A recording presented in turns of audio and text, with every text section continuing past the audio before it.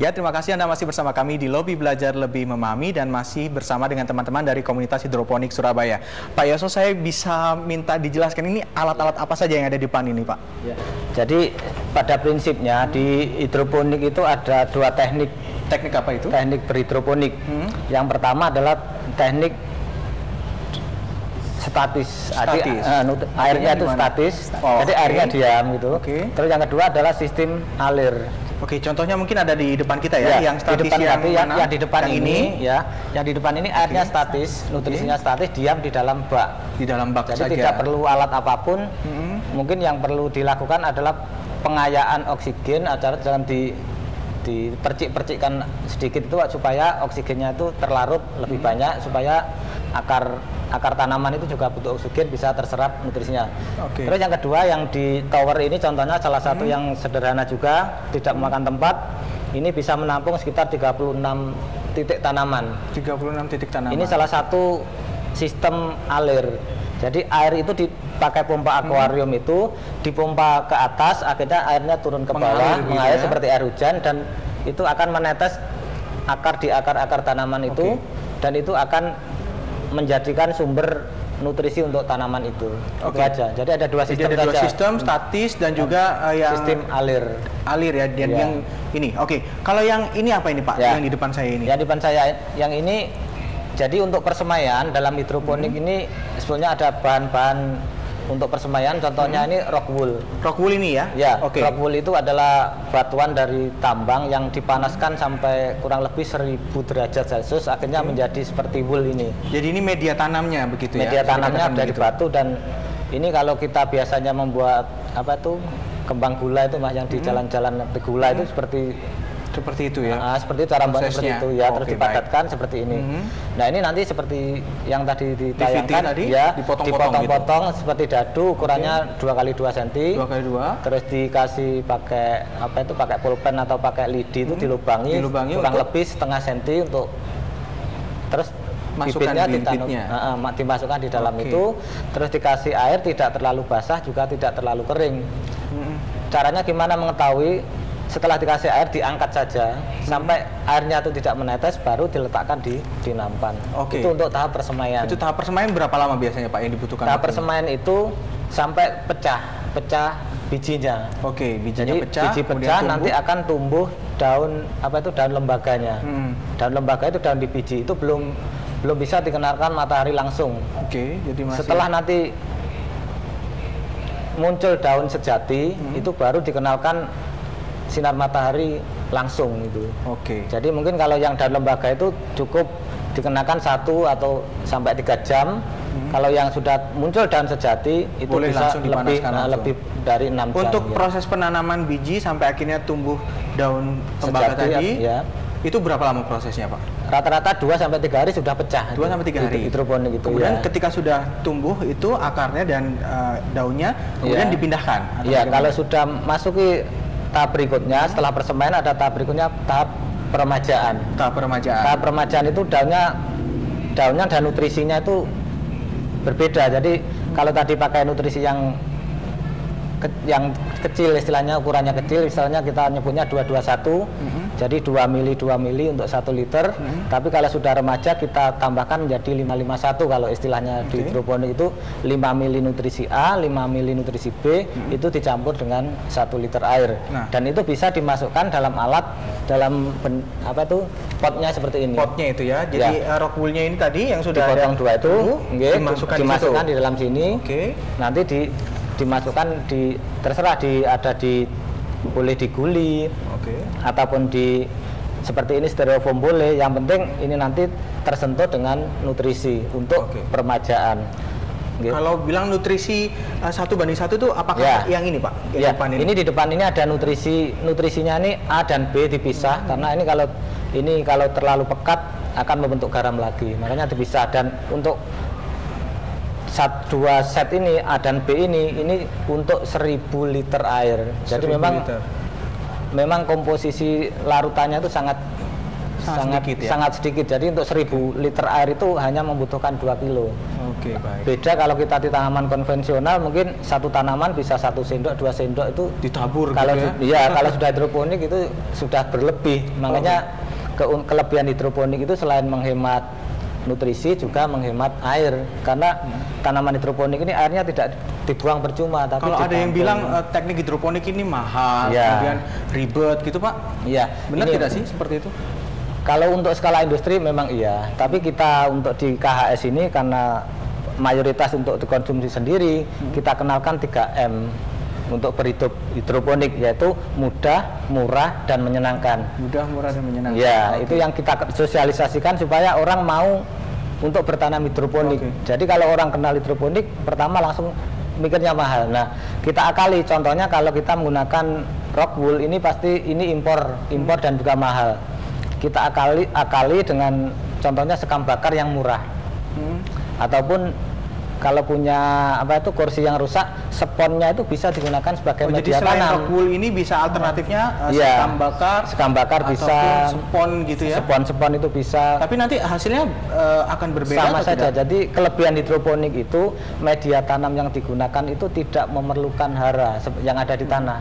Jadi dia hanya media. Apapun bisa digunakan untuk media tanam dari hidroponik. Yang paling terpenting untuk teknik ini apa Pak? Pengaturan apanya? Nutrisinya ataukah kondisi airnya atau pengaturan prinsipnya sama. Jadi kalau untuk tanaman tumbuh itu pasti butuh air, butuh cahaya, dan butuh oksigen, dan juga butuh nutrisi untuk makanannya itu. Selama itu terpenuhi, tanaman itu akan tumbuh dengan sempurna. Contohnya di depan ini.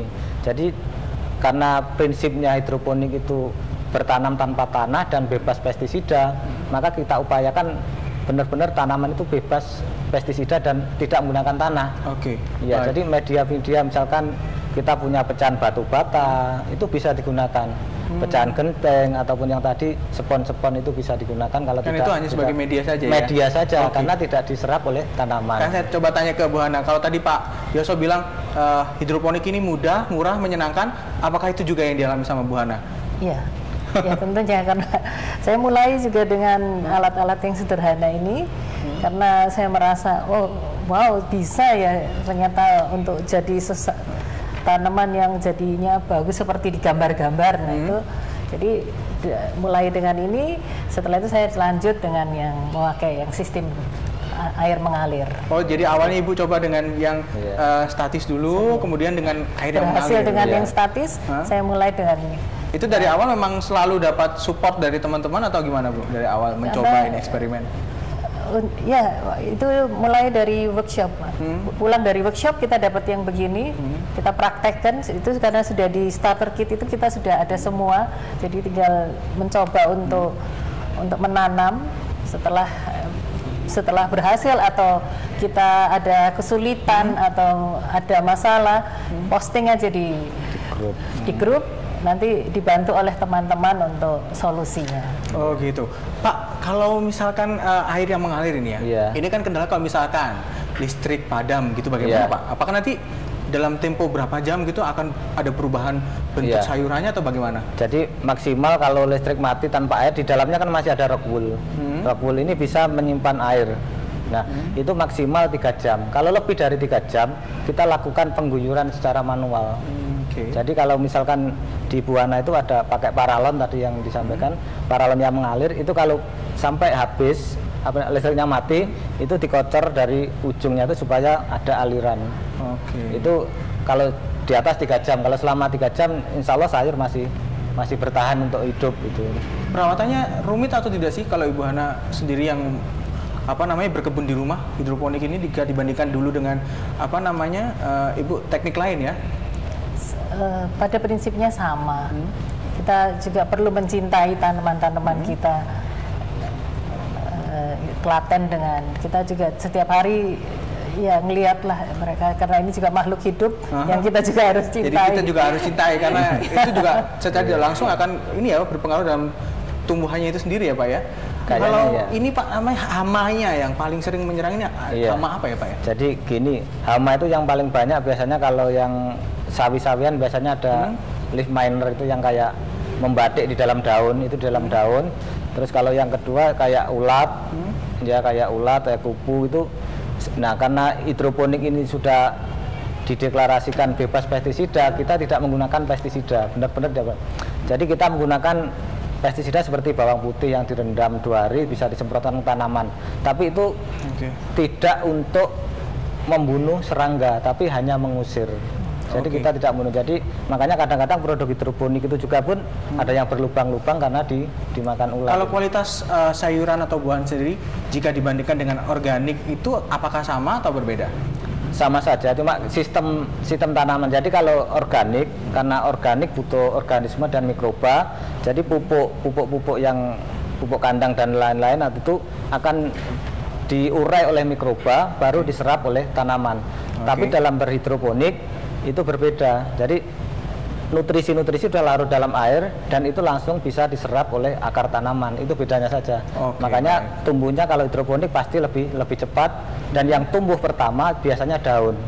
Kalau organik itu akarnya dulu yang diperbesar karena dia harus banyak mikroba untuk mengurai makanan-makanan yang ada di tanah itu. Mungkin itu ya. Terakhir mungkin dari Ibu Hana ataupun Pak Yoso, pesan mungkin untuk pemirsa di rumah yang mungkin ingin belajar tentang teknik hidroponik dan ingin memulai ini, apa pesan untuk mereka? Dari Ibu Hana dulu.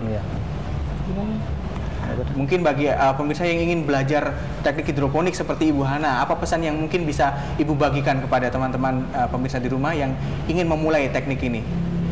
Untuk memulainya, kita bisa memulai dengan apa yang ada di rumah dulu. Jadi dengan hal yang sederhana seperti ini, nggak usah pakai box plastik, kita bisa pakai box bekas gabus anggur juga bisa. Jadi dengan yang sederhana kita mulai belajar dulu mengenal dulu teknik hidroponik ini. Jadi menjadi ya mudah, murah dan menyenangkan. Baik, dari Pak Yoso. Jadi untuk hidroponik ini saya sarankan kepada masyarakat dan ibu-ibu rumah tangga supaya yakin bahwa tanaman yang dikonsumsi itu bebas pestisida, berkebunlah hidroponik. Karena tadi sampaikan bahwa di dalam KHS itu semboyannya berhidroponik itu mudah, murah dan menyenangkan. Dan ini program yang saya sampaikan tambahan lagi bahwa di KHS ini ada kegiatan untuk anak-anak sekolah, yaitu KHS Goes to School. Yaitu melatih anak-anak sekolah untuk mencintai dan mau bertani dengan bertani hidroponik. Dan yang kedua adalah membuat KRPL ini Mas, KRPL perkotaan ini yang belum tersentuh dari pemerintah. Jadi membuat kawasan rumah pangan lestari, akan kita adakan survei ke beberapa kawasan, kebutuhan sayurnya jenisnya apa. Misalkan di situ ada butuh sawi, kangkung, bayam, nanti kita eksekusi, kita bantu untuk masyarakat sekitar itu bertanam hidroponik sesuai yang dibutuhkan itu.